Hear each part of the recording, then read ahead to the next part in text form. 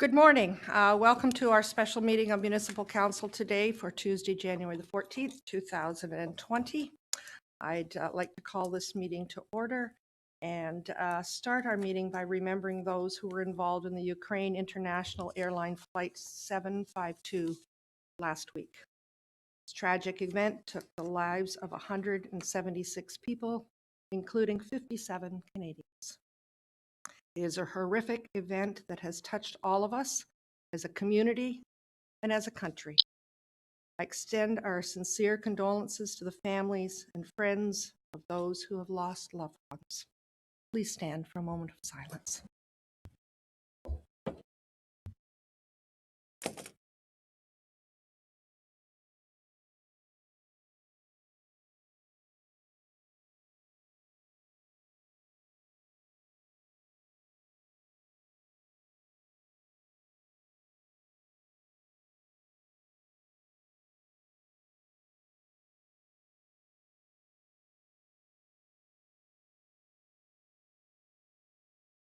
Thank you.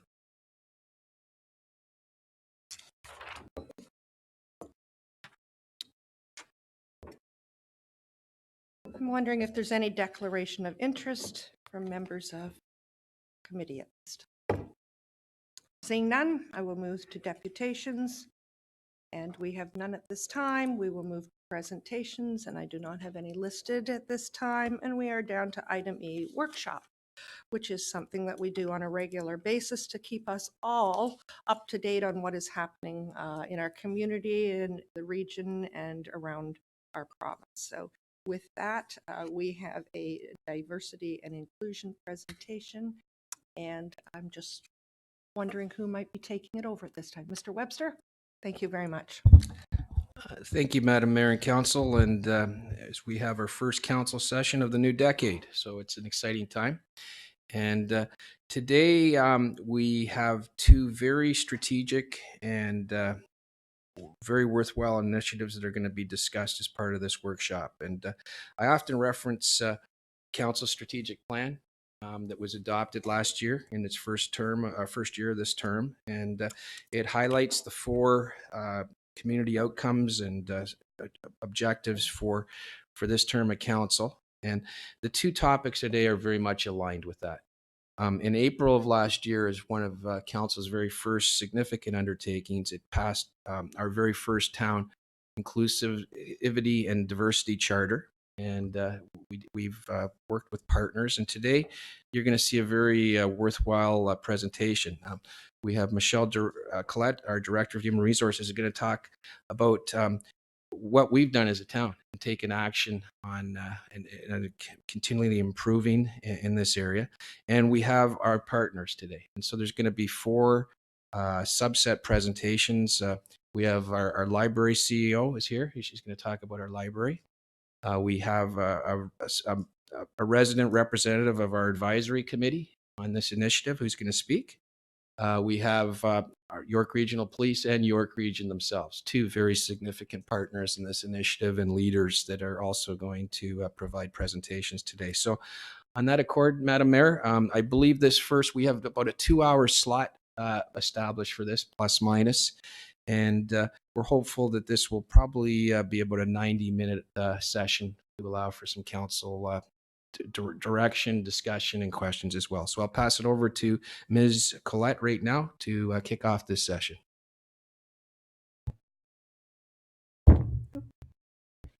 Good morning, Madam Mayor, Council, special guests, staff, and members of the public. We are very pleased to be here today, as our CEO said, to share with you an informative presentation regarding EG's diversity and inclusion initiatives, programs, as well as our plans for 2020 and moving forward. We will also hear, as we stated, our very special guests are here today, and you can see the agenda on the screen. We have our regional partners are here to represent their corporate objectives and initiatives. And we're here from the library, diversity inclusion committee members, York Regional Police, and the region. Speaking of partners, we are partner members of the diversity inclusion group. And as you can see, we're in very good company. This group meets regularly, shares resources, information, and program planning. The Inclusion Charter was developed by the Municipal Diversity and Inclusion Group, known as MDIG, which includes all these members that are here to serve the people who live, work, and visit here. As our CAO mentioned, we endorsed and have council commitment of our Diversity and Inclusion Charter. And the official signing was on April 10th, 2019 at our open house, which was a great event. The signing of this charter is significant to our corporate commitment and indicates support for our programs and moving forward. Together, our organizations share a vision of York Region as a welcoming and inclusive community where diversity is celebrated and where everyone can develop to their full potential, participate freely in society, live with respect, dignity, and freedom of discrimination. This charter that's shown up here on the screen reflects an evolving approach in support of existing federal and provincial legislation, which promotes, as we said, human rights and accessibility. By us endorsing this charter, we affirm our commitment to inclusion, whereby all people feel that they belong and have access to the same opportunities, which is very, very important here in EG. As you can see on the screen, we held a number of town events this year, several events that embrace the elements of the charter, which include the Tapestry of Taste, which I know a lot of us entertained and went to, which was an international food and entertainment event, as well as the rising of the Pride flag to celebrate Pride Week. Other events that were held were Blue Light, which were raising awareness for the Alzheimer's Society. Many events will follow in the new year. Here's also some examples of what we will call creating a culture of inclusion here in EG. We embrace the character community attributes through our monthly workplace communications to staff, as well as our daily interactions. As you can see, they are alive and well here in our council chambers, and each month an attribute is named and described. We believe in living these character attributes here in EG. Other events that were held last year to celebrate diversity and inclusion were potluck lunches. We had 3 of them actually, and they were very well attended, and folks really enjoyed sharing food, fellowship, and getting to know each other through those experiences. We will have more this year. We are EG proud, and we believe in celebrating our differences through a team and collaborative approach and working together as demonstrated in that slide. And I remember that picture, the EG of the people, and I think that's a great symbolism of who we are. Another very important area of focus is training and development of our leadership team. We believe in starting at the top and making sure everyone understands what is expected as a leader. We want our leaders to fully understand the importance of being a leader in a very changing workplace, as we know. Our culture is changing, and we wanted to provide the following opportunities for our staff last year. We have a Harvard mentorship program that's an online learning, and there was a very special module with respect to diversity and inclusion. We had a lunch and learn with our staff, and they were able to really develop their awareness in this area. We also had our EAP provider have a presentation with respect to diversity in the workplace. Another very important event that we have annually is our N6 Symposium. Last year, our partners got together and we had a speaker to come and speak about inclusion as a leader, which was very well attended and really helped set the stage for our staff. And each leader was provided with that book.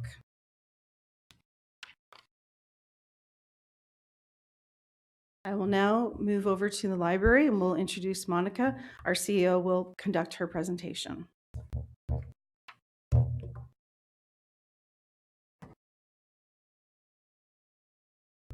Thank you. Good morning, Madam Mayor, members of council. My name is Monica Mahachek, and I'm the CEO for the East Gwillimbury Public Library. East Gwillimbury Public Library has been investing in programs, services, and processes designed to promote diversity and inclusion.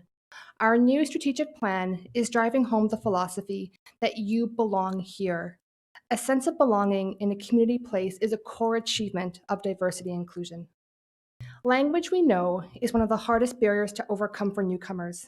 The library offers English conversation circles and a mentoring program for newcomers to develop language skills and to connect with other residents. In addition, we offer an online English language learning tool, Mango Languages, where users can navigate this resource in their home language in order to learn English. Last year, we launched our first multilingual collection, and this year we will be expanding that collection to include juvenile and youth titles. Our circulation trends in the new multilingual collection is showing that Spanish is the most requested item in our community so far. The library maintains a second languages list spoken by staff, and we have staff who speak Cantonese, Mandarin, Urdu, and French. Removing barriers to accessing library services is a fundamental way for us to be inclusionary. Proof of permanent residency or proof of permanent address is a requirement to register for a library card. But in EG, we do know that we have residents who reside in a group home or a shelter who do not have a fixed address or proof of residency. And using the library is a free way for them to access learning supports. And we have responded by adding user categories for temporary and group home residents who can get a library card, access our digital resource, and borrow items. We maintain a monthly food pantry once a month, which promotes library services to a vulnerable population, and we register them for a library card. And we also offer a homebound service to residents who are unable to physically visit the library. These initiatives ensure that we are providing access to everybody, especially those who may need it the most. This year, the library is undergoing a review of policies, processes, and procedures to ensure our practices are reflective of the Inclusion Charter. We will be working with the town to achieve consistency in our policies and procedures in EG, and working with other libraries in York Region to provide additional training and onboarding practices for providing inclusionary library customer service. Thank you.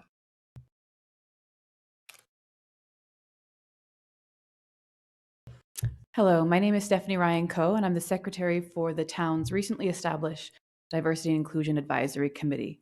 I first want to start off by saying a big thank you to Councillor Crothers for her ongoing support of the committee to date, and also to Ms. Collette for her support in moving our agenda forward. As you heard, the Diversity and Inclusion Committee was established in the spring of 2019.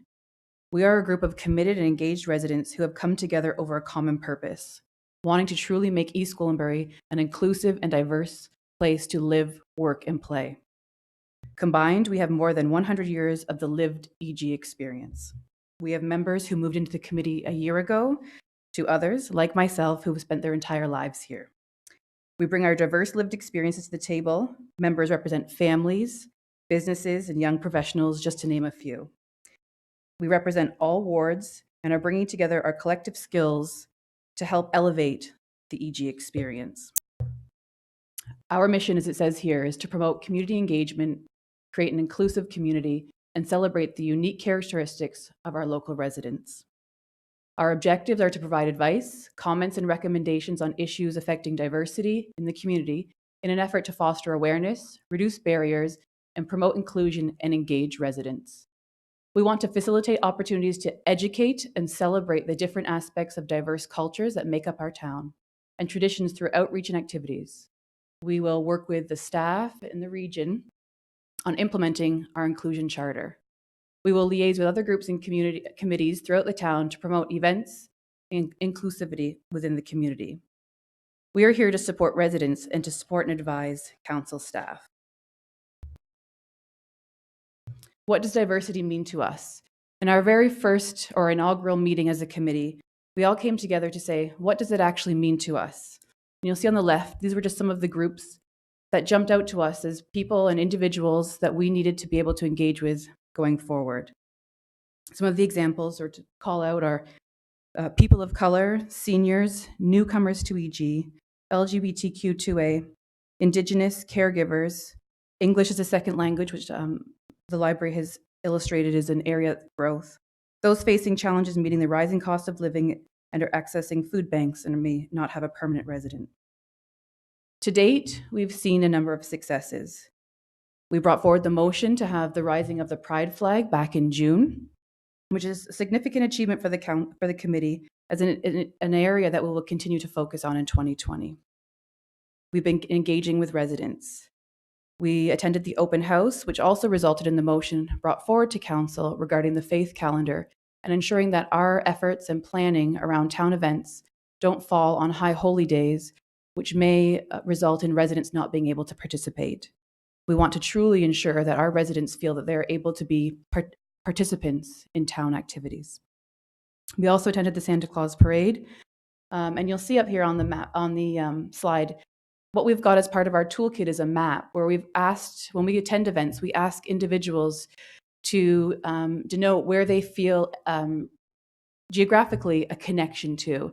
And when you see the large map, you'll actually see that for most of the map is covered with somebody who connects with a country across the world. So EG has truly become a diverse community. And this is part of our toolkit that we'll continue to take out in events throughout the rest of this year.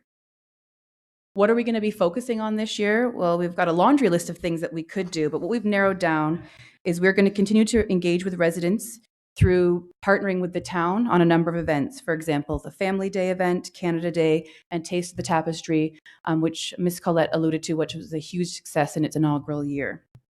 We're currently working on bringing in an author for Black History Month to do a reading, and also partnering with yourselves, with our partners and others to move forward and meet the goals of the Inclusion Charter. Our committee recognizes this. We are on a journey.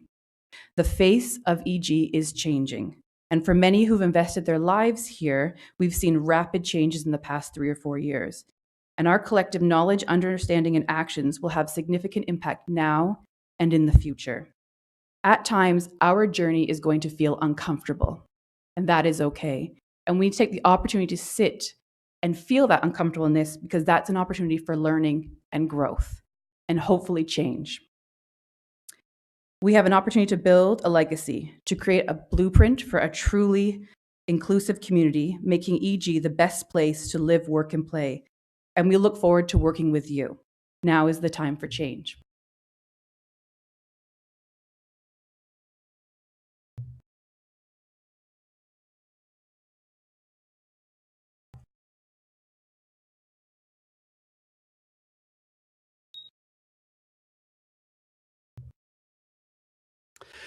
Good morning, and thank you for your very kind invitation to have me represent York Regional Police at your workshop this morning. Thank you very much, Michelle, for the invitation and for all of your participation and the inclusion on the work with the Municipal Diversity Inclusion Group. My name is Ricky Verpin. I'm a superintendent with York Regional Police, and one of my portfolios is community services. So part of what we do at York Regional Police is it's really extensive community engagement. We have a strong community focus, and this morning's presentation is titled Policing in a Multicultural Community.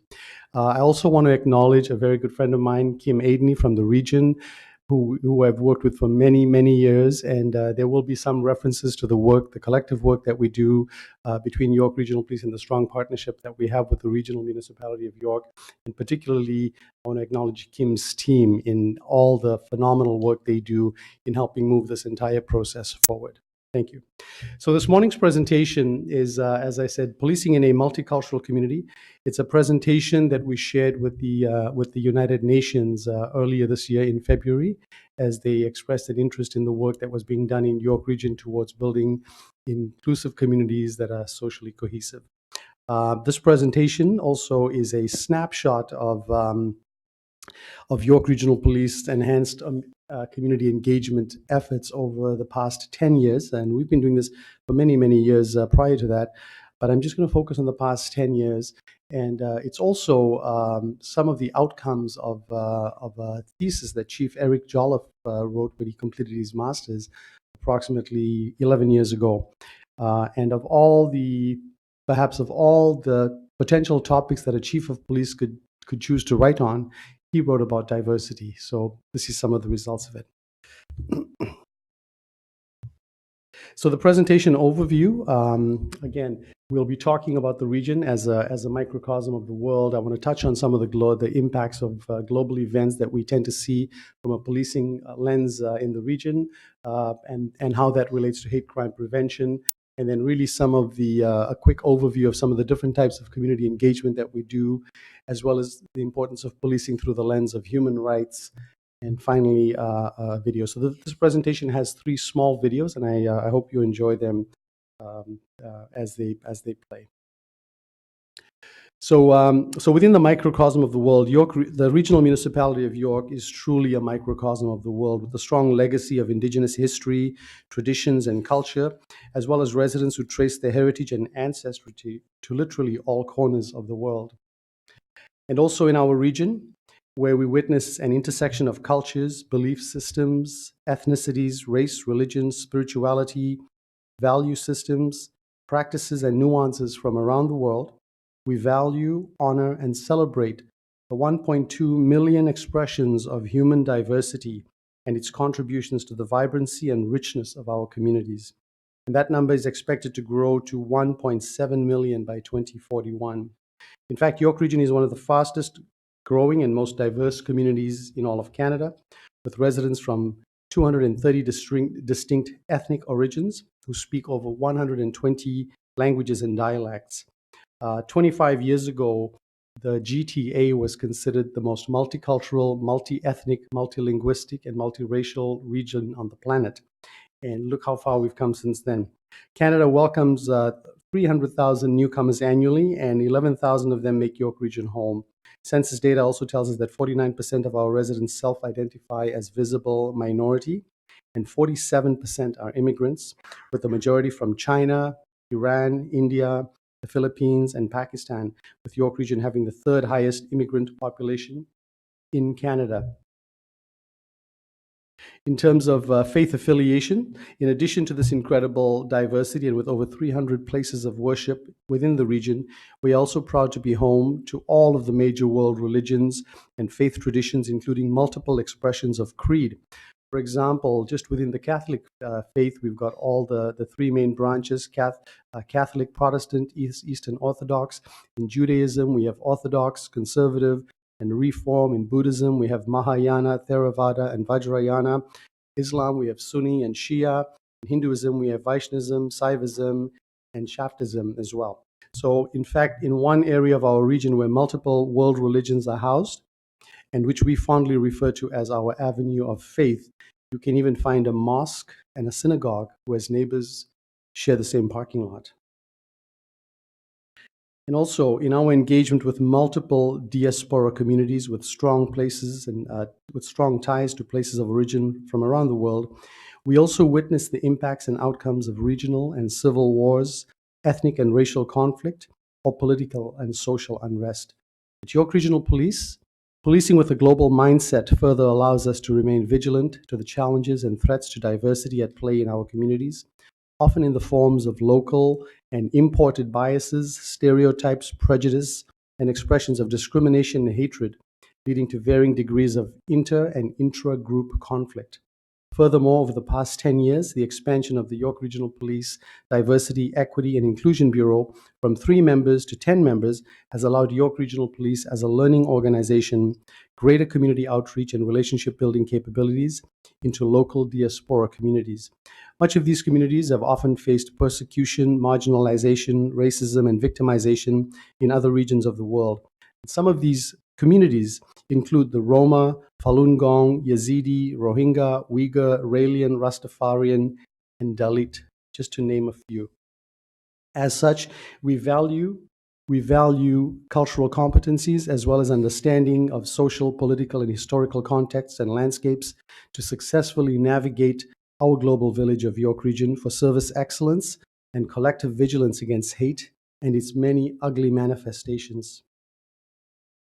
Our response to hate crime includes ongoing training and education for our members and community, and the prosecution of hate crime to the fullest extent of the law, while incorporating hate crime prevention programs and initiatives and working closely with religious, racial, cultural, and ethnic leaders and communities targeted by hate.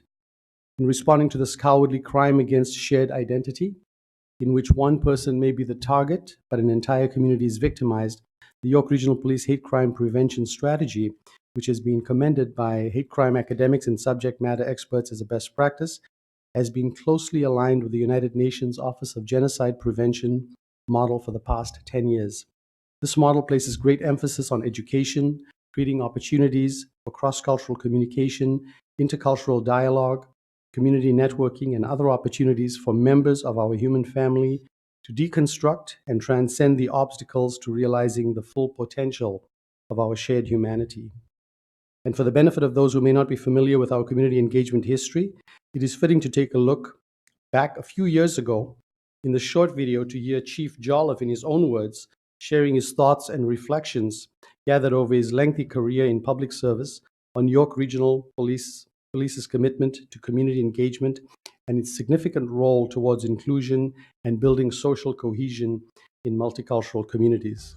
The mission of York Regional Police is to ensure that citizens feel safe and secure through excellence in policing. With the motto, Deeds Speak, their mission is to make a difference in the community. Today, our focus is on how these objectives are achieved. We also bring you moments from the International Day for the Elimination of Racial Discrimination, one of the most exciting events that celebrates diversity in the Greater Toronto Area, organized by York Regional Police. If you have not built trust and confidence in communities for the things you do, the likelihood of community and members of community stepping forward to work in partnership to make sure York Region lives its mission, making sure that people feel safe and secure. If you're not able to build those partnerships, things are going to go adrift here. So for us, diversity becomes one of those things that it's at the forefront, one that we continue to develop programs to interact with our diverse communities. Today is really the culmination of a couple of things. First and foremost, it's the recognition of International Day for the Elimination of Racial Discrimination. So here we are, I think, in sharp contrast to that moment in time where we have our York Regional Police who are marking the day. And I can tell you, this is one way of saying we need to stamp out racial discrimination, but it's also a day to celebrate the wonderful diversity that we have here in the city of Markham and in York Region. We are the most diverse city in all of Canada. We are the primary organizer of this event, an event that we've been doing for the last 13 years. So our opportunity to connect with our community, an opportunity to actually, we hope, to unite a community, to bring community together. So as a police service, we see it, our significant duty to ensure that we build trust and confidence in a community. And this is just one of many things that we do as a police organization to do that. I think it's good for the region of York Region Police to take the lead and organize the event that bring people from very diverse community coming together, not only Markham, but throughout York Region. There are over 100 cultures in York Region, and we are all here to celebrate it in spite of what our culture is.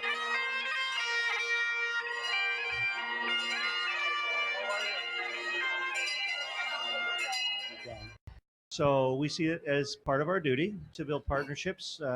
As a police organization, as you know, we can't do it alone. To do what we do every day requires a community that supports its police service. It is great to see the York Regional Police working in partnership with the community.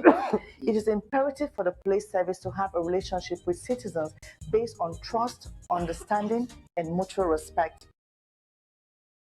And by the way, our next International Day event will be on Sunday, April the 19th, about just a week and a half before Chief Jolliffe retires.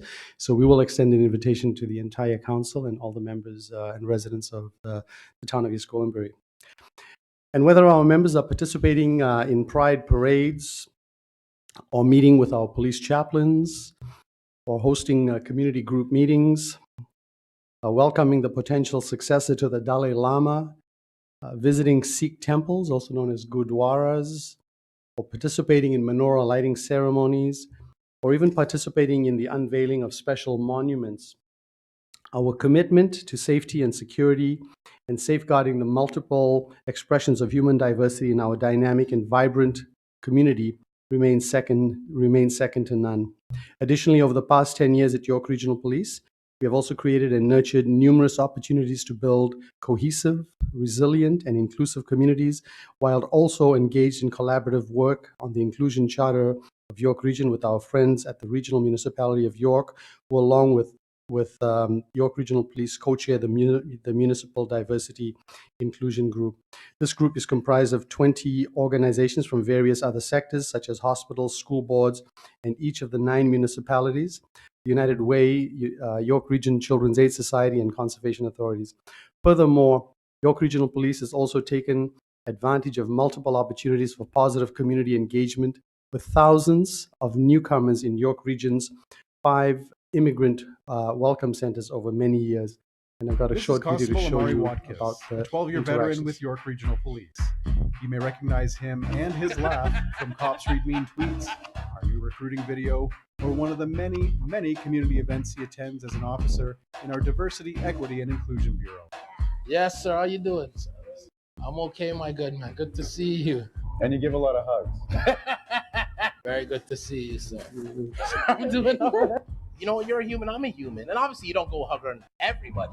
Yeah. Because it can be a little weird. So you have to know there's a limit to the hugs. But what's the hug line? What's do you have a daily hug limit? Or? You know what? It's almost like if the person initiates the hug, then I know the hug door is open. And when the hug door is open, I'm right through it, my man. Good to see you. We like to go in when there's nothing wrong. That's our goal. We want to be there for the communities when it's good. So when it's bad, it's not seen that we're only there because of something negative. Like for me, I grew up in Jane and Finch. It was more of like crime and punishment. They would come into the area only when there was a reason and never just to come and say hello. So that might have been one of the reasons why growing up, my mom never really had a positive opinion of officers, because you would only see them at the negative times. But coming into this unit and being in here for the last 2.5 years, I was able to learn a lot from the community. Like they teach you a lot. You just have to listen. So the work you do in those communities is that's the job. I mean, you're always doing it, right? Exactly. One of the community agencies that we tend to interact with on a regular basis is the welcome centers. So we have 5 welcome centers that are positioned throughout the region. During the week, we would go in for scheduled drop-ins. And now when we go, it's very easy because they've had an understanding and they have a trust for us. Hey, Lillian, this is Andy. Nice to meet you. Hey, Simone, how you doing? Yeah, it's a great idea. The fact that they have these welcome centers, they do a tons for the newcomer community. And when you go, you'll see it. What does it bring to the people that are here when police come in? It's incredible value for sure, because they don't have the information and they're often intimidated by police just seeing him in his uniform. And I'm not the smallest guy. Yeah, and he's tall too. So, but he comes in, hey, how's it going? Nice to meet you. And he creates this safe space and this energy that's of great value. Thank you. You're basically letting people know that they're human. So what is policing to you? Like what is it all about? So policing to me, is just, for me, it's just opportunity to help. Like, and it sounds corny to say, but it's true, because somebody can be going through an episode and all it takes is a how are you doing, and all it takes is a soft calming voice or an extension of a hand or a minute of your time, and just let people know ultimately that we're human beings. That's the most important thing.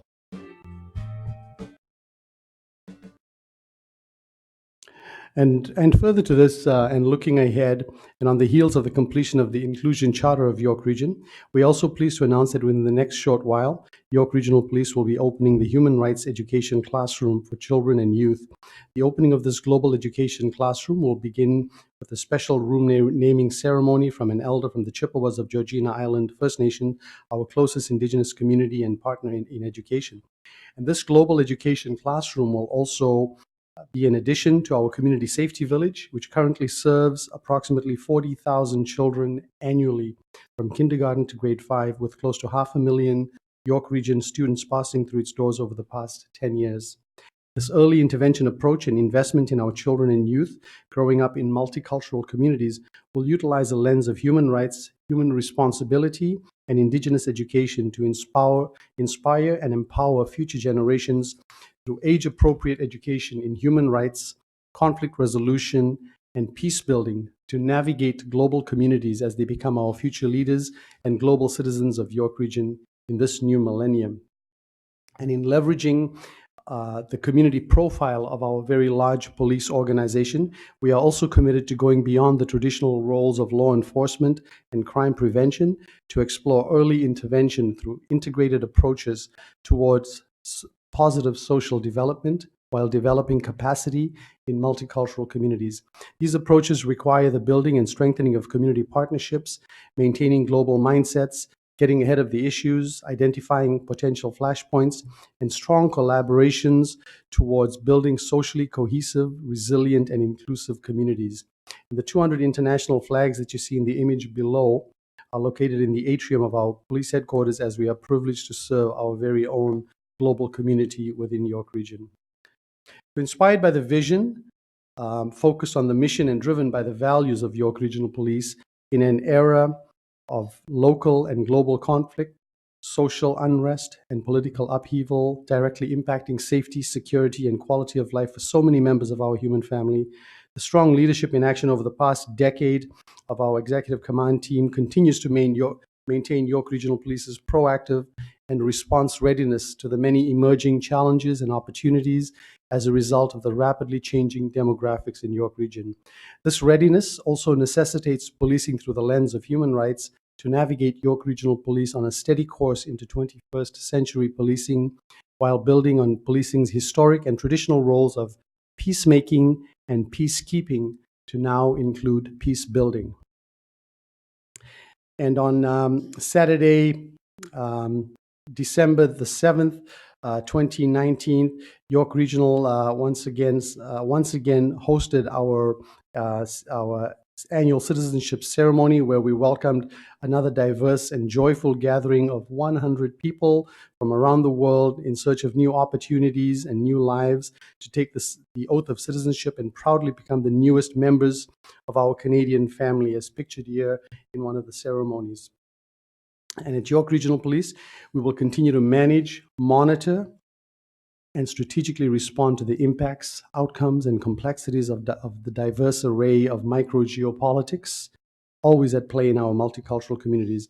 We will simultaneously explore and nurture all opportunities to build and support socially cohesive, resilient, and inclusive communities, and individual and community sense of belonging to further enhance the quality of life and peaceful coexistence for all stakeholders in our dynamic region. And in closing, as Chief Eric Jolliffe has often said in reference to our collective responsibility to community safety and security, we can't do it alone. I leave you with this final point for consideration as to why at York Regional Police, our focus on engagement in our multicultural community continues to remain stronger than ever. When I look at this region, I see a little more. Bisha Ziknakshe. Plus que du béton et de l'asphalte. Oltre I confini e le barriere. ये केवल मैदान ही नहीं है,不仅仅是一个购物的地方。当你在附近看到我时，希望你不仅仅把我当成一名警官。I hope you see a friend. A partner.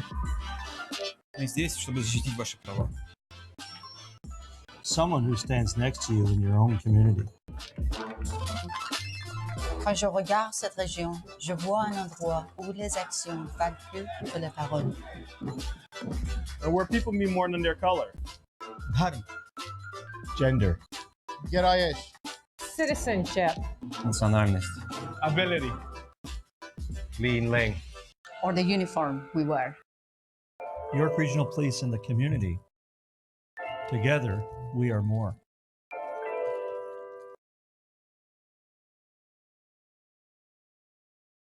Thank you.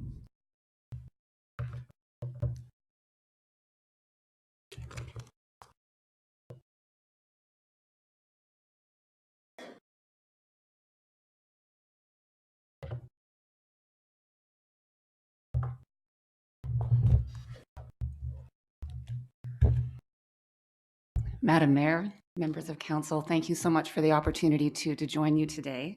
It's been an honor to work very closely with East Gwillimbury the last many years. Most recently, we actually attended your Accessibility Advisory Committee and had a wonderful evening with them too. So thank you for the opportunity to be here.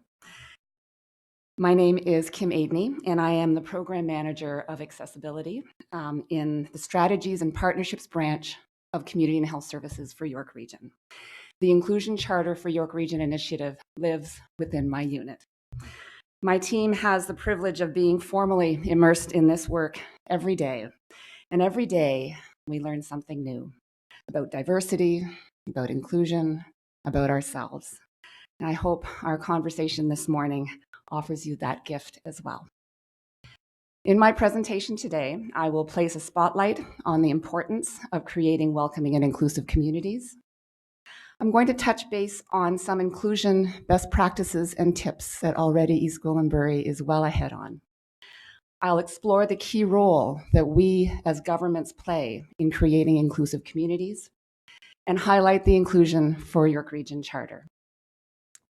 The communities partners that were involved in the development and implementation of the Charter, including your community, and the Charter's role in fostering communities and our role as organizations who have endorsed it to bring it to life, both in our organizations and in the community.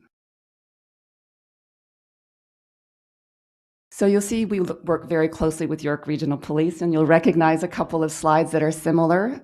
Superintendent Veripan very ably highlighted the rich diversity of our community and why working together to create inclusive and welcoming communities is so important. So this slide is a snapshot of those rich demographics, including the rich demographic of religious affiliation. And as Superintendent Veripan noted, what happens on a global stage does echo in our community, which underscores the importance of the work that we're doing.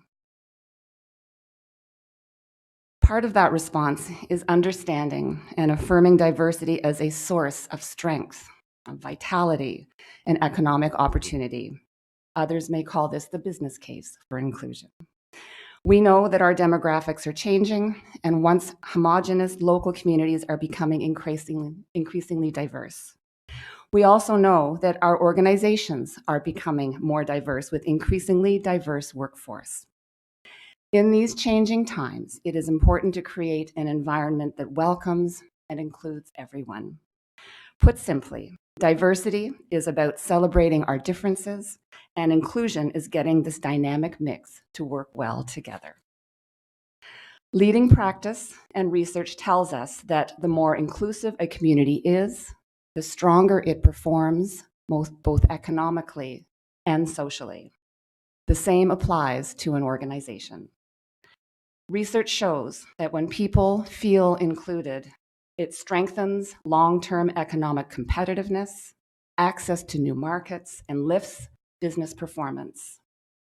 It enhances employee engagement, health, and wellness. It drives innovation through diversity of thought. It attracts and retains the best talent and makes an organization an employer of choice. And it helps communities respond positively to changing demographic and multicultural shifts. Like the math equation that you see on the screen, when you have increasing levels of diversity matched with high levels of inclusion, you create an engaged and high-performing culture. The opposite is true.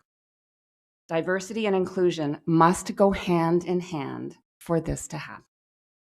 Organizations and agencies across all sectors are embracing diversity and inclusion values and strategies, not only to create a welcoming environment, but as best practice to lift business performance. Bottom line, getting the diversity and inclusion equation right makes good business sense. But it's not just a business equation, is it? We can look at the data and we can look at the research and the leading practices, but diversity, of course, is not a numbers game. It's about real people, every person made up of the unique qualities and characteristics that each of us possess. These differences can be along many dimensions, such as race, ethnicity, gender, age, ability, and belief. Diversity is about the individual. We know that each of us is unique and one of a kind, and multi-layered. Some dimensions of our diversity we are born with and cannot influence, such as our race, our age, or our ability. Other dimensions of our diversity we can influence and change over time, such as education, where we work, where we live. It is this intersection of these many dimensions of our diversity that make up who we are. Each of us sees life through our own unique lens, based on who we are and what we have experienced. In fact, each of us will experience the same event slightly differently. Each of us has our own lens on the world. This self-awareness helps us to better understand not only ourselves, but how we interact with others and others with us. It is this approach to inclusion and diversity that the Inclusion Charter for York Region embraces. If diversity is about the many unique qualities each of us possess, inclusion is getting this wonderful, complex, and dynamic mix to work well together, to ensure that everyone feels valued, respected, and supported. We can celebrate each of us as individuals, and when we come together as a community, we create an environment filled with many perspectives and contribute to the richness around us.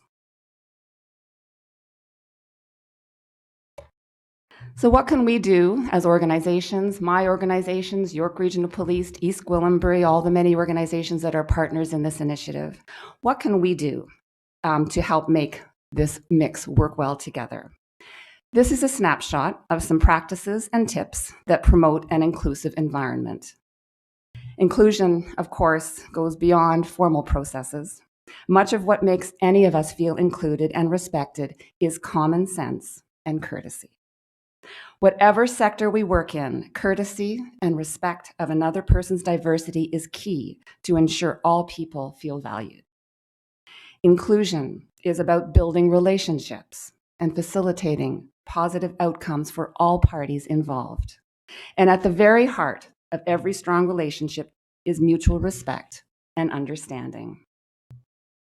One way we can create an inclusive workplace, environment, organization is with our policies, our procedures, and guidelines, and that was wonderfully highlighted by the work that your library is doing. They can be designed to promote inclusion. So whatever organization we're in, there are documented policies, procedures, and guidelines that direct how we work together, such as respect in the workplace, accessibility policies, or procedures that guide how we work with our clients. These rules ensure everybody knows what to do, when, and how. Organizations can place an inclusion lens on their policies. And not only can inclusive policies guide us in an expected and accepted way, but they will promote that mutual respect, cultural understanding, and sense of welcome that we strive for. Another tip is a simple pronunciation tip. It can be as simple as taking time to know how to pronounce someone's name properly. My last name is Adeney, and spelled Adeney. I never get it's pronounced as Adeney. I get Adini, I get Adney. I very much appreciate that Ricky pronounced me as Adeney today. It's a simple tip. Our name is fundamental to who we are. When our name is not pronounced correctly, it makes us feel excluded. Simple tip. Another tip is always going to an accurate source. So when we are looking at wonderful events in our community or in our organizations, to make sure that we go to the source for an accurate portrayal of what that event should have. The use of inclusive language is also important. There's a movement in the disability community, for example, to focus on ability and the person rather than disability. So rather than saying someone is confined to a wheelchair, it's someone who uses a wheelchair. Rather than saying someone suffers from a disability, it's someone who lives with a disability. They are not disabled. They are a person with a disability, with people-first language. It also relates to gender expression, and identity, and using gender-neutral pronouns in your communication, such as they or their, or use the pronouns that a person identifies with. We don't always identify with the sex that we were born with. Language is important and is another tip to create an inclusive environment. Accessibility is another tip. So it's important that all people have access to activities. When planning the logistics of events, make sure it is accessible for people of all abilities. And it's not just around physical accessibility, it's around language. It's around whether someone needs a sign language interpreter. Ask participants in advance if there are any accommodations that they require. That ensures all people feel included at your activities. And cultural competency, a large topic, a large tip, and one that all of us strive for as well. With a commitment and understanding to respond to different cultural needs so everyone feels included and respected. So for example, know and understand the holy days of different faith groups to avoid scheduling events at this time. York Region has implemented a diversity calendar. East Gwillimbury has that action also. It's very, very important that people know what days are being celebrated and then to be respectful. So someone, for example, if one were to have a potluck during Ramadan and participants who are Muslim and are fasting may not be able to participate. So it's important to be sensitive to that. It's about building relationship and facilitating positive outcomes for all parties involved. Our organizations and our communities are becoming more diverse. It's important to create an environment that welcomes and includes everyone. By endorsing the Inclusion Charter for York Region, each of our organizations has made a dual commitment. One commitment is to work together in the community to bring the vision of the Charter to life. The second commitment is to do actions within our own organizations. These are tips that any of us can follow. East Gwillimbury is well on the way for this. The next slide explores the role that we as government play in this important work. We can be the driver, the secretariat, the supplier of resources that bring diverse groups together and help them maintain direction. Your recent Community Advisory Board, which Stephanie is part of, is a key example of that important role that your government plays. We can be the source of taking the work of these partnerships out into the community for feedback. That community engagement is so critical to the work of inclusion, and that is something that we as governments can do.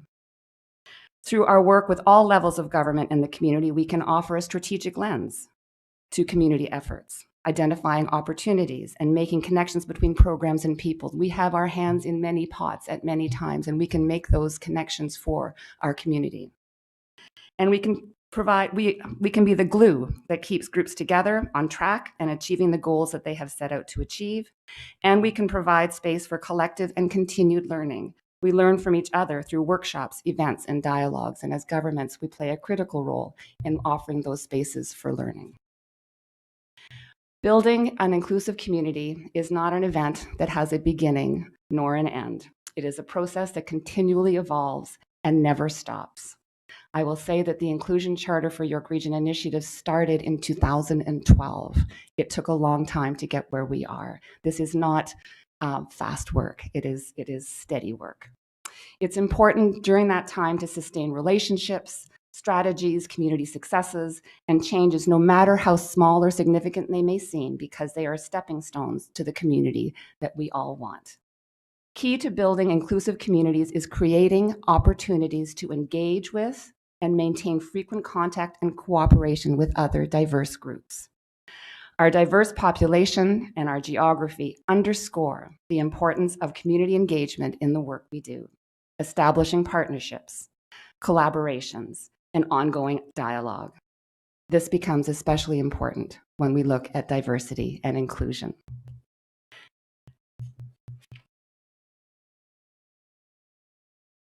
So together, with global, federal, and provincial partners, regional and local municipal governments like East Gwillimbury play an essential role in fostering welcoming and inclusive communities.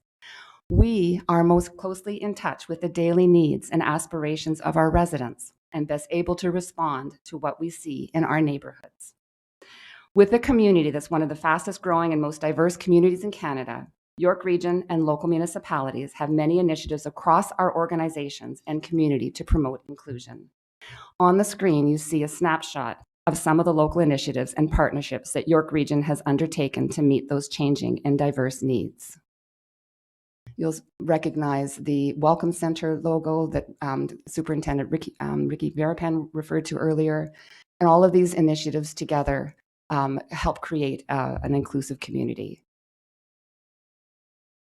When you double that with all the initiatives that our organization, your municipality is doing, and those that other municipalities are doing, that creates a synergy of change. And part of that synergy of change is the Inclusion Charter for York Region, and I'll now speak to that. Based on community collaboration and partnerships, the Charter Initiative takes the work that all of us are doing collectively and expands it to the broader community partners you see here. The Charter model was identified, and I mentioned back in 2012, as an effective way to build York Region's capacity to be a welcoming and inclusive community for all people and all dimensions of diversity, such as age, gender, ability, and race.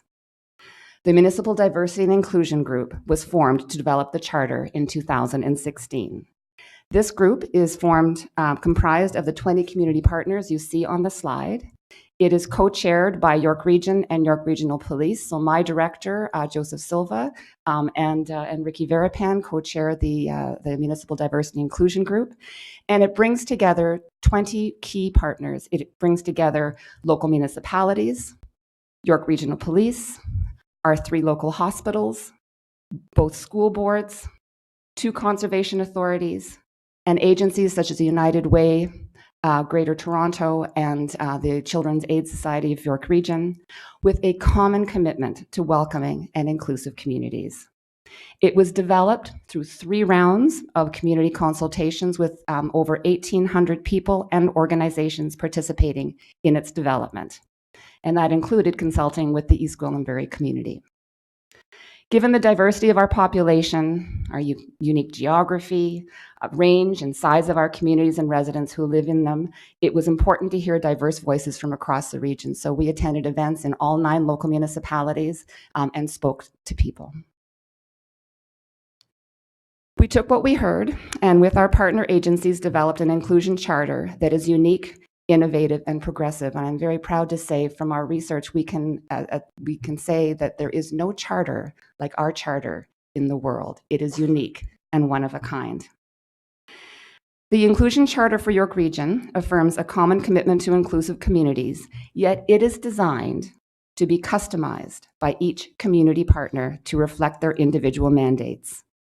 As Michelle was mentioning earlier, the first 2 paragraphs of the Charter are consistent for all organizations, and then what you can see on this slide is that consistent 2 paragraphs, which was read out earlier. And the text of the 3rd paragraph is developed by each organization to align with their own corporate vision, strategies, and customer base, and includes the organization's logo. We know that we serve different populations. The school boards have students and families, the hospitals have patients and families, we have residents. And so we realized during our consultation with both the community and with our partner organizations that one size could not fit all. It wouldn't work. And so this is how we developed this customizable version of the Charter. And each of the organizations involved with this that has endorsed it has their own unique charter. So you'll see just by looking at the slide how different those charters can look like. On the left, we have South Lake Regional Health Centre, and on the right, we have the Toronto and Region Conservation Authority.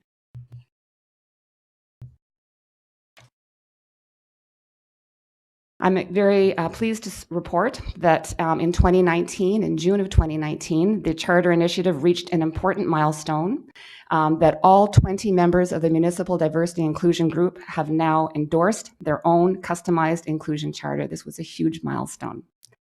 And I encourage you to visit the York Region website, which is where the main inclusion charter information lies. All endorsing organizations' charters are listed there.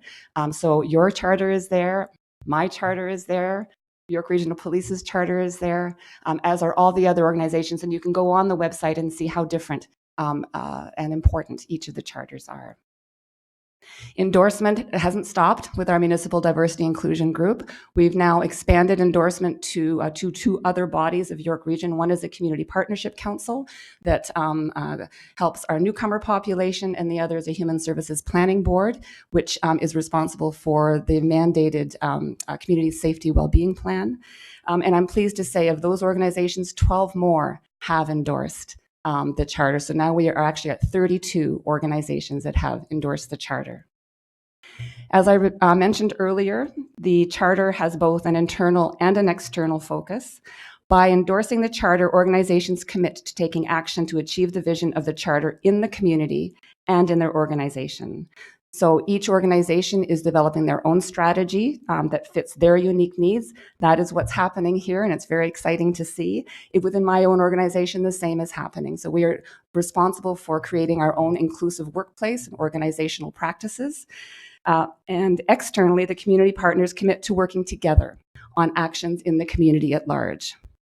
Those actions are currently under development, and I'm going to talk about them in my next slide. Finally, before I leave this slide, I want to draw your attention to the logos on the bottom left of the charter. They represent UNITAR, or the United Nations Institute for Training and Research, which is the training arm of the United Nations. UNITAR recognizes our charter model as a leading practice that other communities around the world could use to become more inclusive. They have visited York Region 3 times to explore the work we are doing here, with plans to return in 2020. Most recently, UNITAR entered into a 3-year memorandum of understanding with York Region, York Regional Police, and York University to work together on actions that promote inclusion. This is a very, very exciting development. One of the key actions is to establish an international training center for leaders at York University, one of 20 training centers in the world and the first in Canada. This is very exciting. Actions with UNITAR will include participation by the community partners of the Municipal Diversity and Inclusion Group, and all community partners and their leadership are intrinsically part of this important work, including East Gwillimbury. As community partners, we look forward to working further with UNITAR to learn more from each other and identify other opportunities to promote the vision and the goals that we share. In terms of next steps, I will talk about that in the next slide.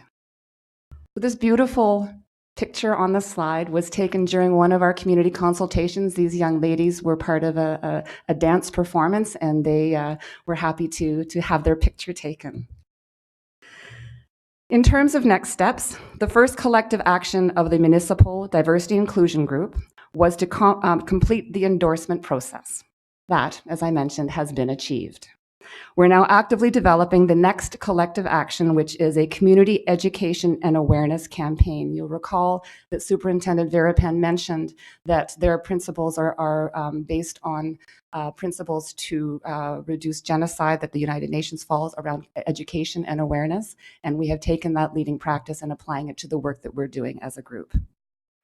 We've identified 2 priority areas. One, we want to turn the curve up on the sense of community belonging using data from the Canadian Community Health Survey by Statistics Canada. And the second is we want to turn the curve down on incidents of hate in the community using the data from York Regional Police. This education campaign will both have an internal focus for our organizations and an external focus for our community. It will be launched later this year. The Municipal Diversity and Inclusion Group also shares resources and best practices. We learn from each other and adapt tools that others have developed. It is a very important pooling of experts, and we are learning together in this journey. Municipal Diversity and Inclusion Group will also monitor our progress over time. As I mentioned, we are using data for the work that we're doing in the community. We want to see that move up and down, and so we'll be monitoring our progress. And then in terms of reporting, we produce an annual progress report that is posted on york.ca. We produced one in 2018, and the 2019 one is about to be released. We will share that with our partners to share with their leadership. And we report to Regional Council on an annual basis. We reported in October, and we will be reporting again in the fall of this year. I started this presentation talking about people, and I'm going to end talking about people as well. I want you to imagine one, let's call it an East Gwillimbury family. I was going to say York Region family, but let's call it an East Gwillimbury family. Now imagine that one family may use the services of the charter's many community partners. Remember those 20 organizations of the Municipal Diversity Inclusion Group.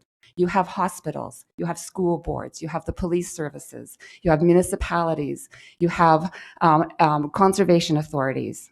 So perhaps that one East Gwillimbury family has children in elementary school. Perhaps they enjoy recreation programs at their local municipality. Their neighborhood is protected by our police services. They need access to the emergency room at their local hospital. They enjoy the parkland of their conservation authority. They use the services of a local agency. By endorsing the charter, each of those organizations is becoming increasingly inclusive and with a consistent voice of inclusion. So that young family is going to feel included. They're going to feel that they belong wherever they're accessing services in our community. That is the value of the work that we're doing. We know that our population is changing and growing towards an estimated 1,790,000 residents by 2041. The Charter brings us all together to respond to the rapidly changing demographics and create the inclusive communities that we all envision. My final slide returns us to our partnerships with the United Nations and the goal to promote inclusion in our organizations and our community with a global mindset. Our inclusion charter, your inclusion charter, our inclusion charter, and the diversity inclusion work aligns, connects, and synergizes with the United Nations Agenda 2030 for sustainable development in so many ways, from goals to end poverty, promote health and well-being, gender equality and empowerment, economic and social integration, creating inclusive communities, to promoting peaceful and inclusive institutions and societies. The great work that we are doing together on human rights aligns with this Agenda 2030. We look forward to working further with you and with our United Nations partners to learn from each other and identify opportunities to promote the vision and the goals that we all share. East Gwillimbury is intrinsically part of this important work.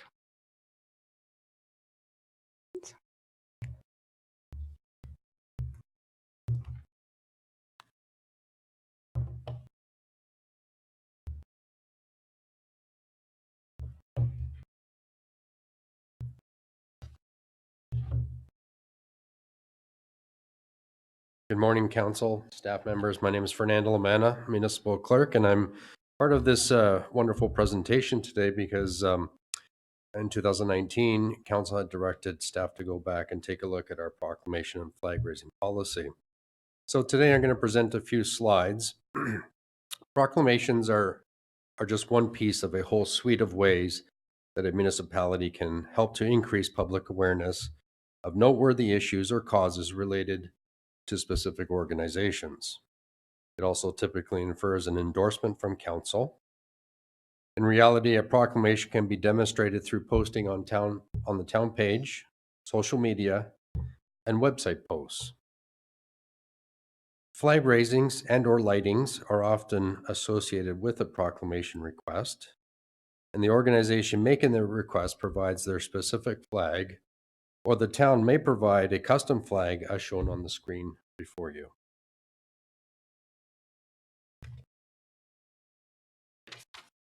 EG is historically aligned with York Region practice, and their flag policy provided that the region would fly only the national flag, provincial flag, and regional flag, with the exception of the Canadian Red Cross and the Canadian Cancer Society. And this was updated recently in 2018, delegating authority to the regional chair to determine which other flags may be flown at headquarters. So headquarters is important because there are no other regional facilities that they fly any flags on their poles other than the national, provincial, and regional flag. The town previously received numerous proclamation requests which used to take up time on council agendas. In order to streamline council operations at that time, it was recommended that the town become a non-proclamation municipality. So considerations for next steps, and that's what we're here before you to gather some information and some thoughts and have that discussion. Opportunity is to align with York Region as we have in the past. We can provide discretion to the chair with respect to looking at specific flags requests to be raised here at the municipality. We can look into launching a third flagpole, which can become the community flagpole. We can fly the town's new logo on that flagpole when there are no flag requests being flown at that time. Potentially community flags, as directed by the mayor, would be flown on that community flagpole when requested. And this would create flexibility as we grow. Staff can monitor this practice and report back as required. And we're suggesting, we have a picture here of the south courtyard. We're actually, our initial thought was that we can put a community flagpole right in that round garden. And speaking with facility staff, you're looking at approximately about $5,000 for one flagpole, insulation, and any power that was required for lighting. And that is it for my presentation, so continue on. Thank you. Thank you.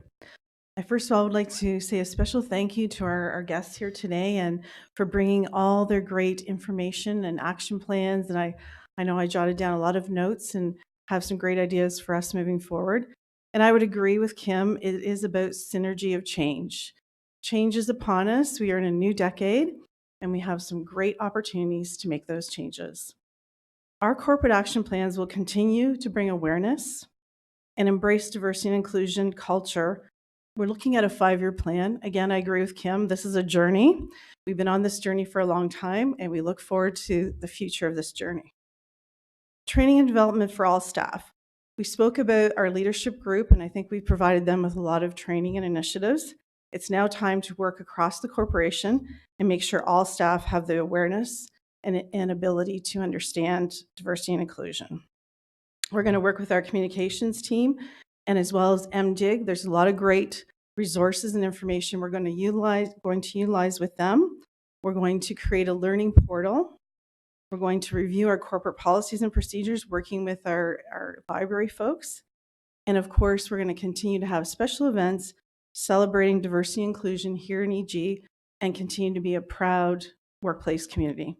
I thank you all for your attention today. I hope you found this workshop very informative. I think we've set a great stage for 2020 and moving forward. And I would ask if there's any questions.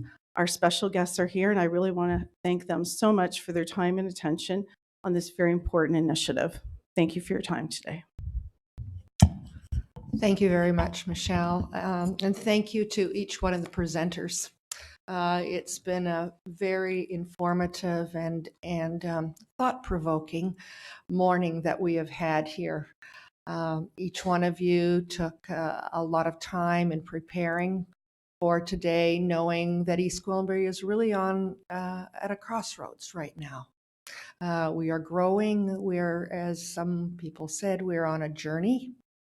And this is a journey that because we meet today doesn't mean we've done what we need to do. It means that this is a never-ending journey, particularly for East Gwillimbury as we start to grow. We know that we have people moving to East Gwillimbury from around the corner and around the world. They've chosen East Gwillimbury. They've chosen to live here. They've done their homework, and they want to be a part of our community. They want to contribute.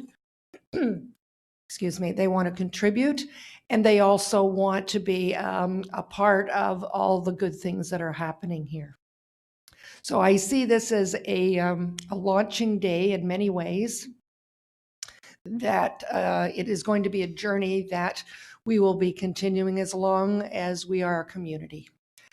In that, as time goes along, we may accomplish some of the ideas and goals that have been put before us today.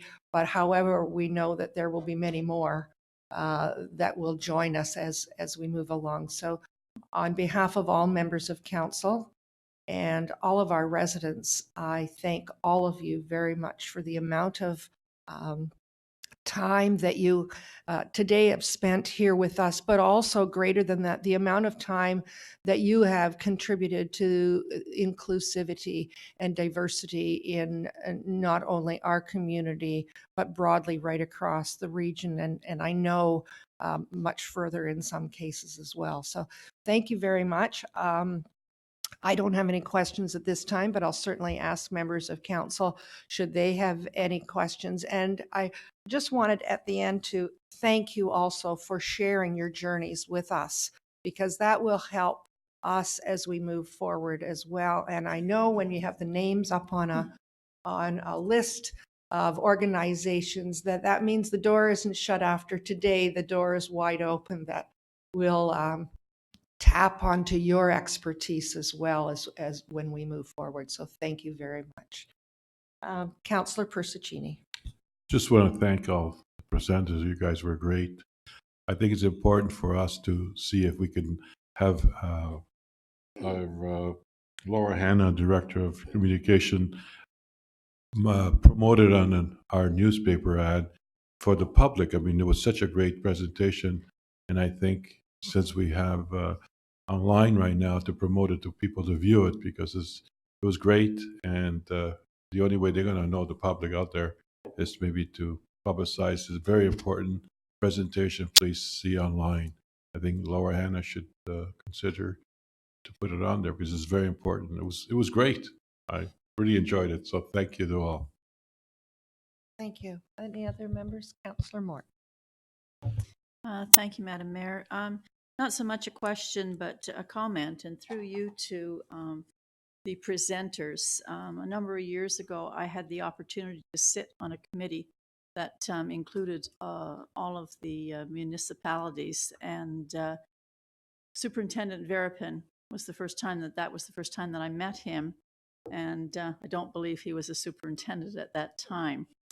But we had the opportunity of taking many different trips throughout the region and seeing the different worship buildings that all of the new people coming into York Region were attending, and what they were using at certain times, because there wasn't really any place for them.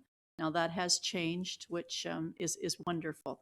And the sampling of the foods of all of the events that happened down in Markham was amazing back then, and it remains amazing. So anyone that hasn't had not the opportunity to attend there, I would certainly suggest that they take some time to find out when these celebrations are happening, and attending some of them to find out. And it was wonderful, and I have to applaud the people that are here today, and especially Superintendent Verapin, because I know he devotes an awful lot of time to this initiative, and I congratulate all of them on that. Thank you. Councillor Crone. Thank you, Madam Mayor, and through you to all the presenters. Thank you very much for coming out this morning. I certainly feel better educated as a result of it. A couple of comments for me. I really found some of the statistics very interesting. I was surprised to hear that 47% of York Region people have immigrated here. I knew in Toronto it was around 50%.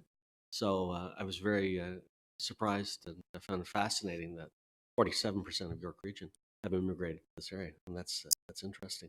I can't remember who made the comment, but I loved the point about having it's okay to be uncomfortable and have those uncomfortable conversations. I think that's, and I think certainly us folks up here on council need to embrace that, because there are times, this is part of the job, is that we have to face those uncomfortable conversations, because that's how progress gets made.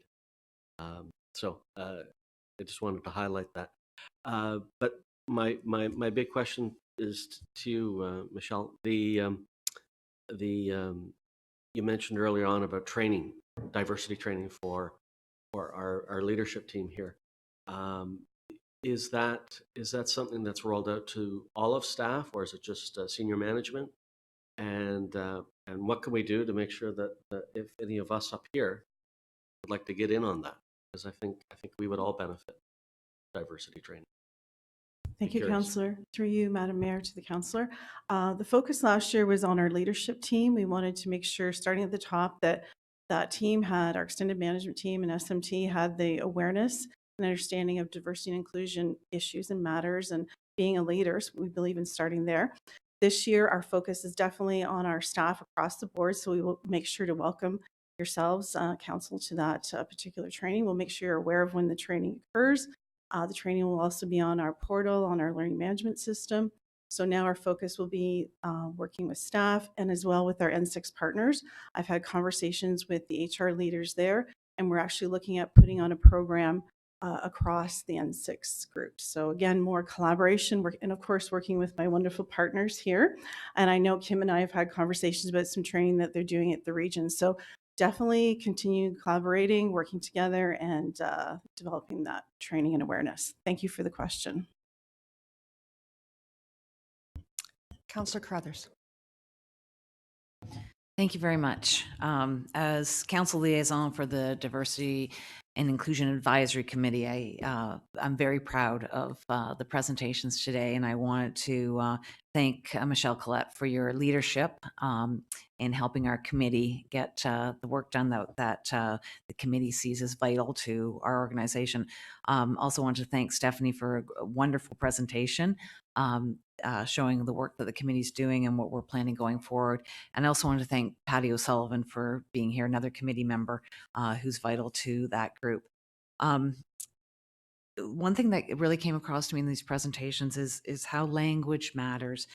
We hear from the library, you belong here. We hear inclusion, we hear celebrate diversity, and we no longer use the words tolerance. And I think that that is important, that maybe we do some housekeeping and make sure that we are, as an organization, are using 2020 language rather than language from decades gone by, because language does matter, and the messages that we send out are so vital that way. It's also, I think, important to note that when we talk about diversity and inclusion, it's not just about race and religion, it's also about age, it's about those living in poverty. I'm astounded when we hear how many people are using our food bank. That's important for council to realize that and for us to work on that. And I applaud the Diversity and Inclusion Advisory Committee for recognizing and addressing or attempting to address the needs of our diverse community here in East Gwillimbury.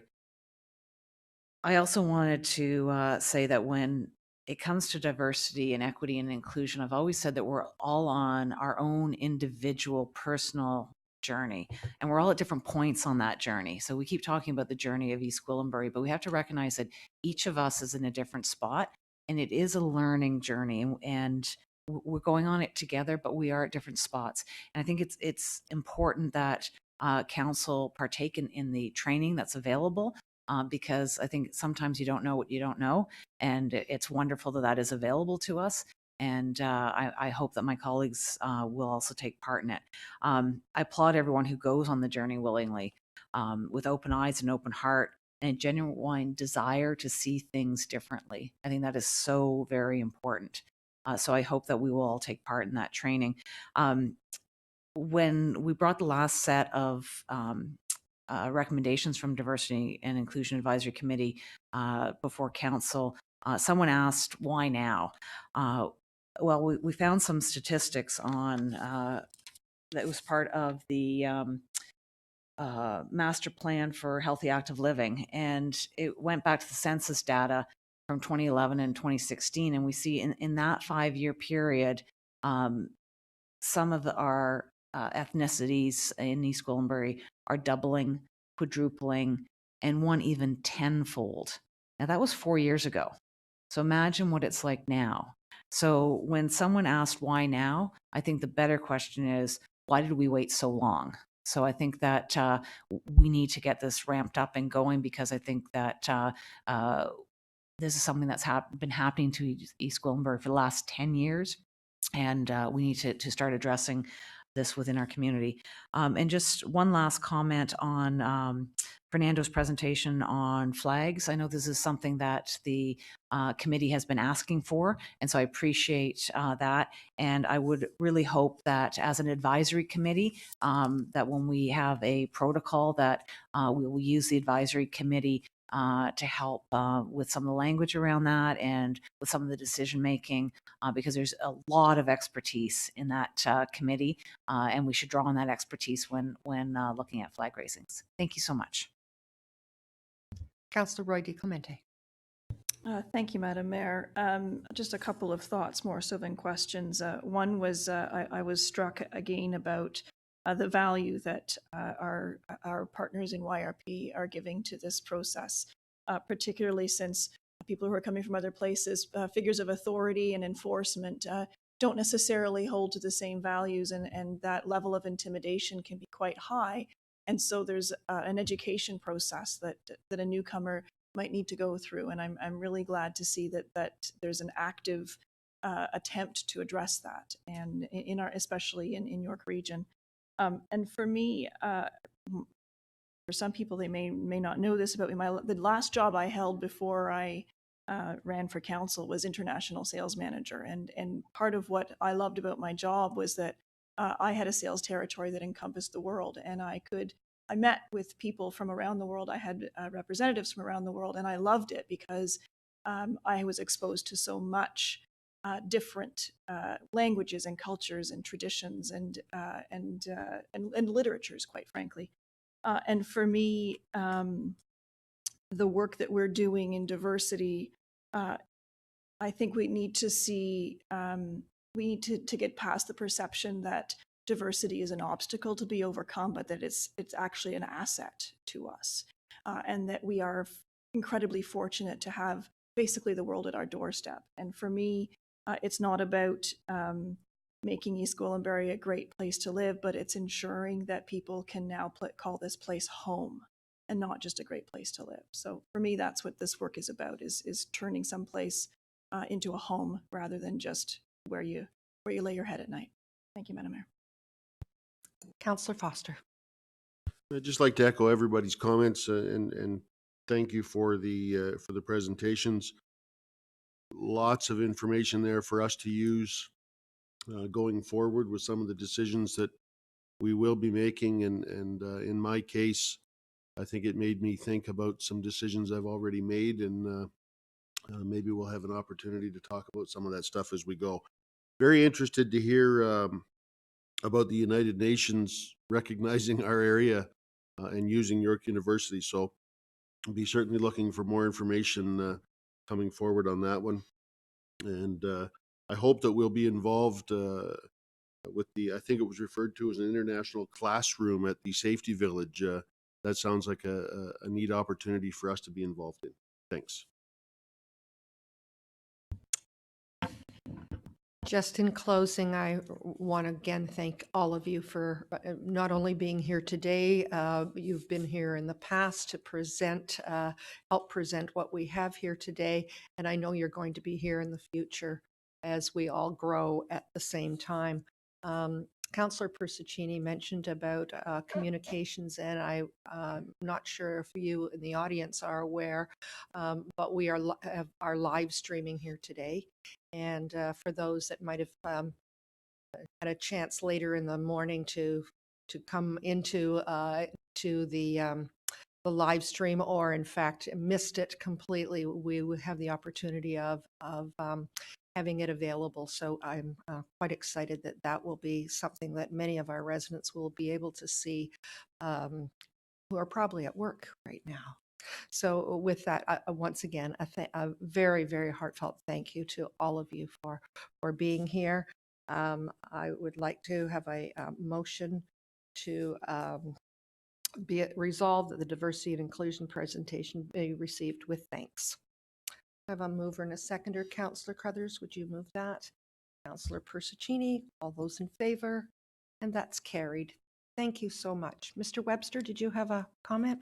I did, Madam Mayor. Our live streaming had a hiccup.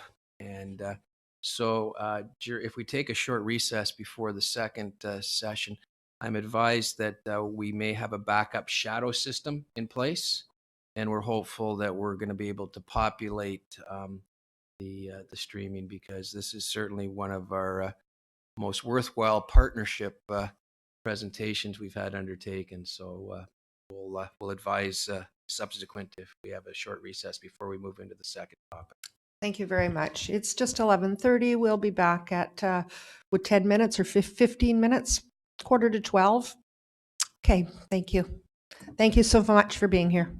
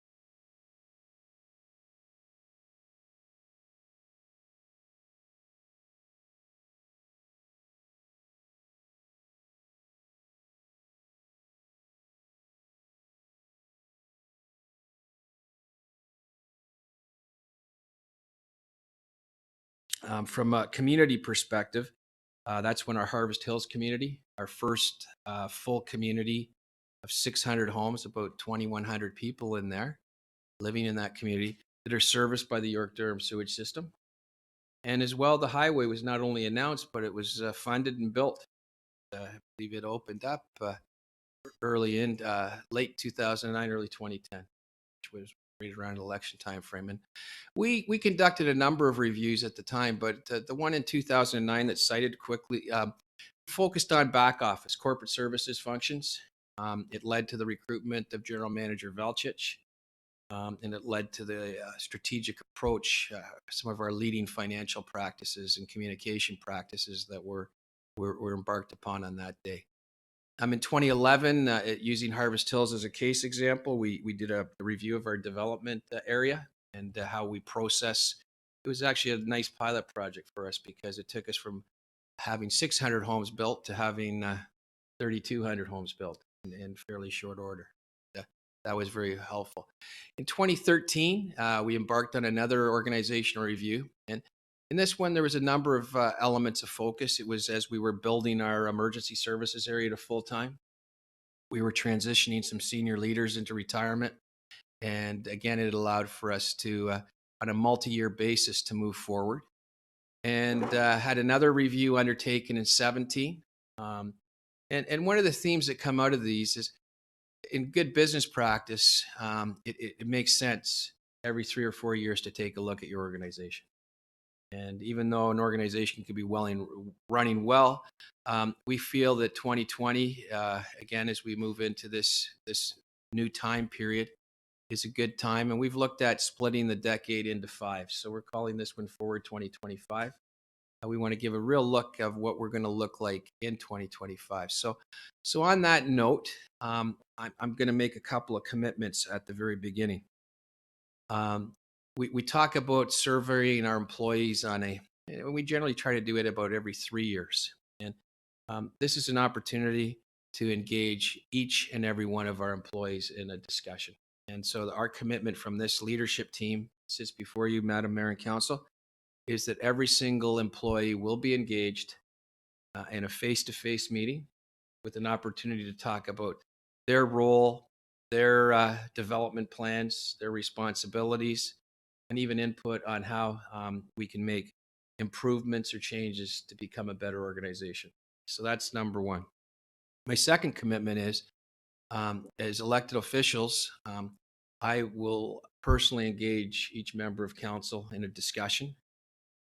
Being on the board of directors, I think it's important from a governance perspective to understand how our existing chairmanships work, input on departments, roles, responsibilities, and functions. So I think those are two real key inputs. On top of that, we always are looking at best practices throughout Ontario. There is a move afoot now for sort of an area that might be called a little bit more business transformation. And I think you're going to see that as part of this review as well.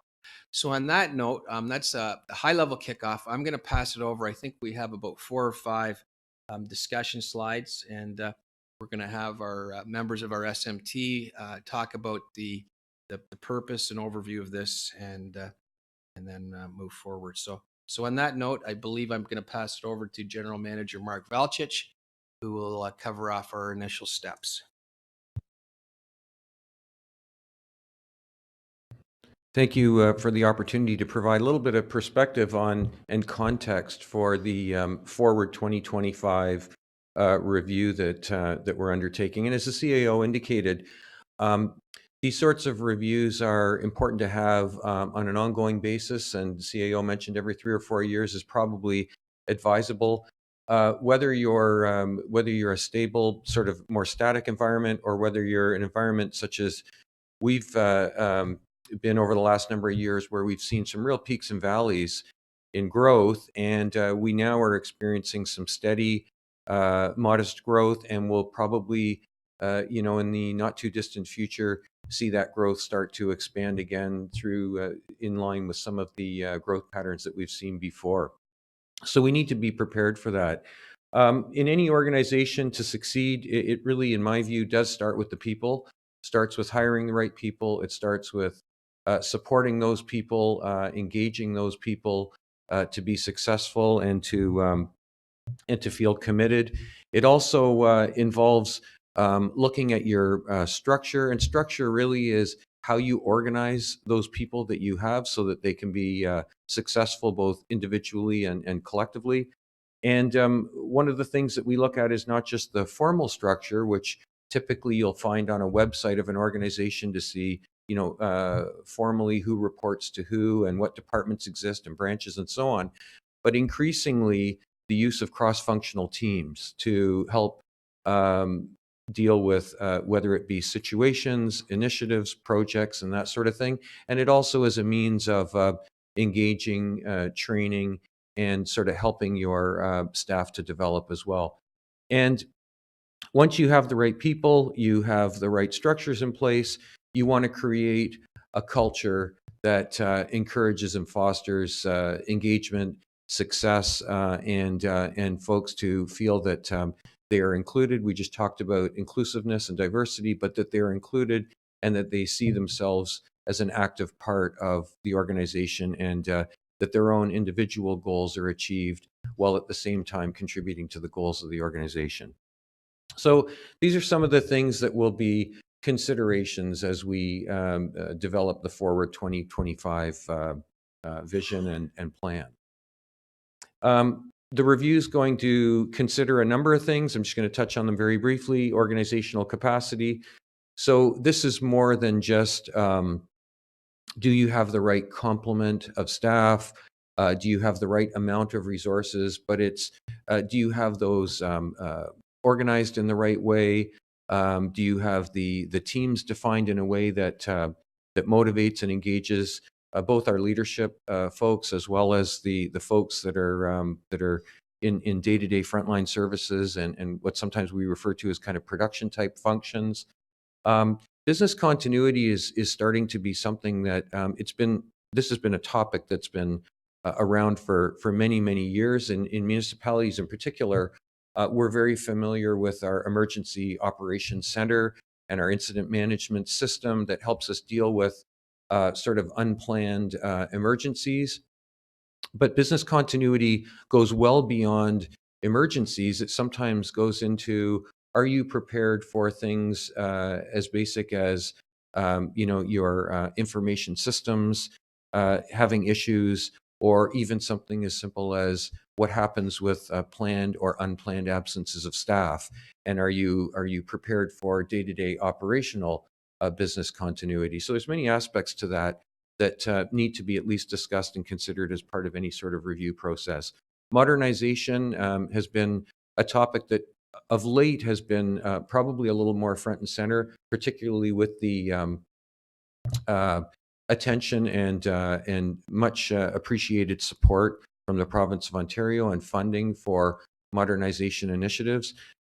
Often we think of that in terms of improving technology and those sort of software type tools that our staff are using, and sort of our ability to manage, analyze, and report from a data management point of view is a big part of modernization, as well as ensuring that we're able to deliver the programs and services that our residents need in an optimal fashion.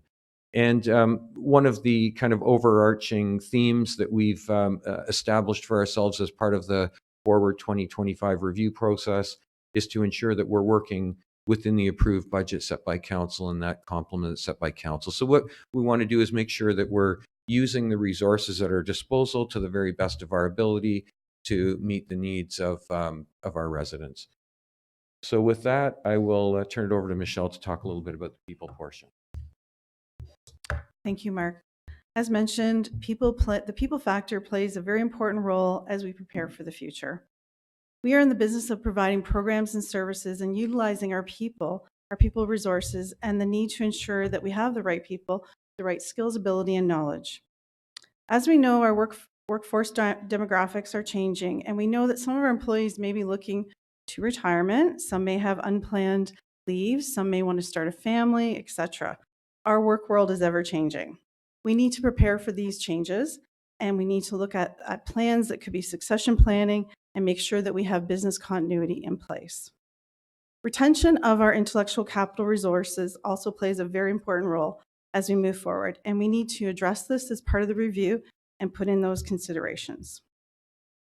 We do this by embracing the development of our people, and we find that's very important to make sure that both our extended management team and our other staff are prepared for the future. It's interesting to note that in 2010, we had of our extended management team in SMT, only 4 members were here at that time. They're here now. So our extended management team, quite honestly, has grown and changed and developed over the last 10 years. We expect that to happen in this next decade. It's all about preparing for the future, and that's what this review and is all about. We have actually as well had in the last few years over 50 internal promotional opportunities for both our management team and our staff. So I think it demonstrates, as we talked about earlier, we are EG proud and we believe in our people and we want to continue to do so. And this review is part of that. This is a time for us to look at opportunities for what we'll call reshaping. So review perhaps isn't the best word. It's more of a reshaping and preparing for the future. And we want to do this in our workplace context. Looking forward, as the CEO mentioned, we're going to be looking at opportunities for our staff, both growth opportunities. We've done this in the past, and we want to continue with different programs and initiatives that allow our staff to be exposed to different experiences. So that is something that we'll be looking at as we move forward in this program and plan.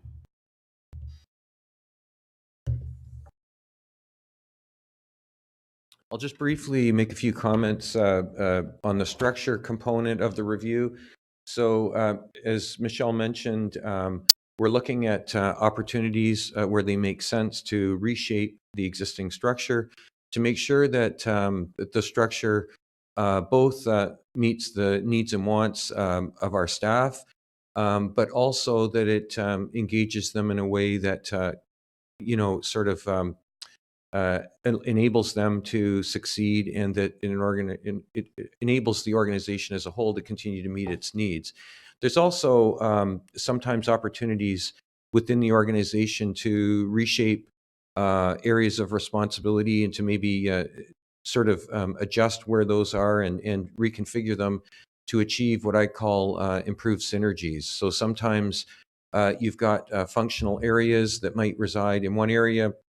By reshaping those or moving those into a different area, you may develop an improved sense of energy and commitment and synergy that enables us to be more productive with those very same resources.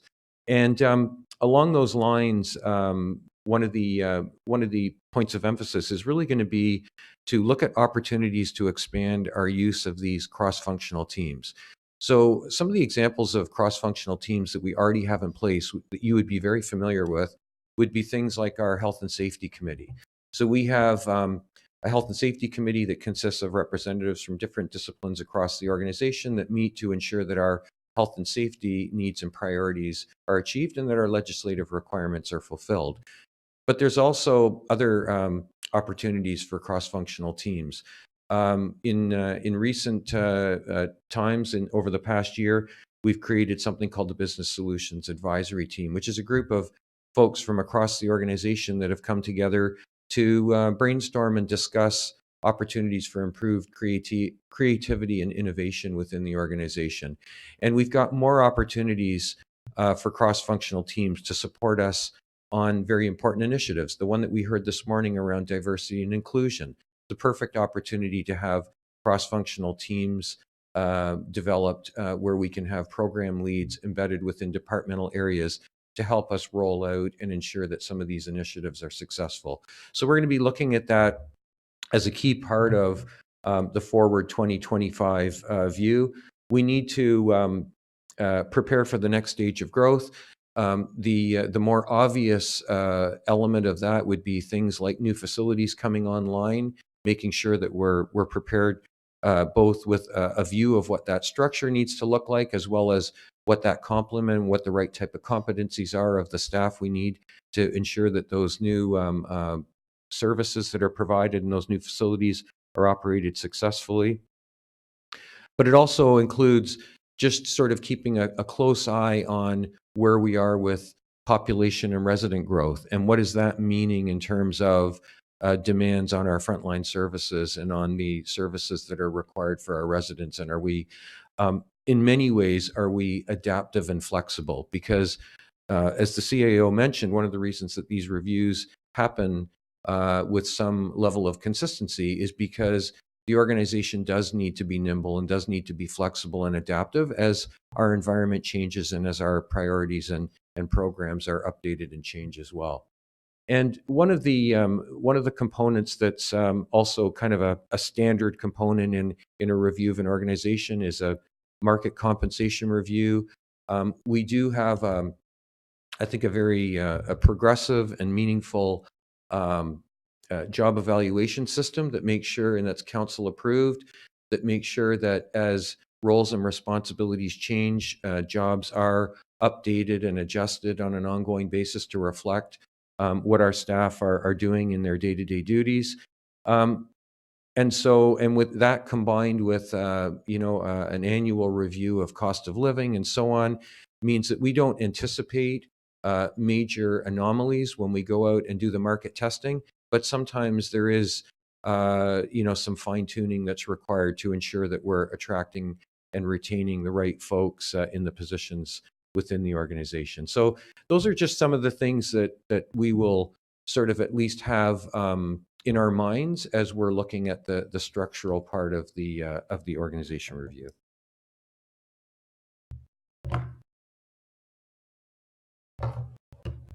Good afternoon, Madam Mayor, members of council. My name is Lara, Hanna, the Director of Communications and Customer Service. So I'm very honored to be here today and talk about a very new and innovative part of this Forward 2025 program that hasn't been included before. As Mark and Michelle have alluded to, once you hire the right people and then you put them in the right structure, creating the right formal departments and teams, you need to make sure that you're creating an environment that creates a positive work culture. It's about being beyond the base level requirements of an organization. So that would include things such as creating a safe work environment and compensating appropriately. So once you've met those base requirements, we need to create a common philosophy and a commitment to allow success both individually and also as a whole. In 2018, you might recall that the town conducted an employee survey. Through those employee survey results, the corporate services team came together to meet and look at what we needed to review as a team. Through those meetings, we talked about what our culture was as a department and how we wanted to move forward together.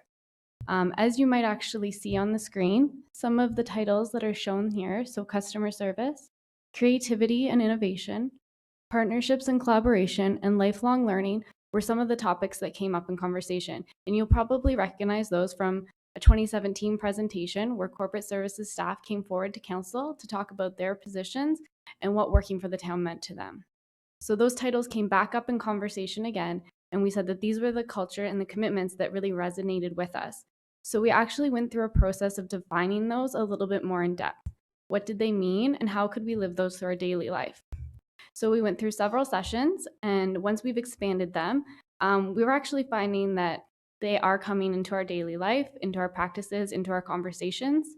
If we're running into issues, we can look to the boards that are up in our department to say, are we reflecting the commitments that we made to one another and the department? We actually brought those commitment statements forward to the senior management team. And through those presentations, there seemed to be a lot of great feedback from the senior management team that those commitments actually resonated with them as well, and they felt would actually resonate with their departments. So as part of this review, we will be looking at bringing a similar type philosophy forward throughout the organization with staff, and then how we can incorporate that into our day-to-day. So maybe through things such as our recruitment practices, through our performance management, and even our training.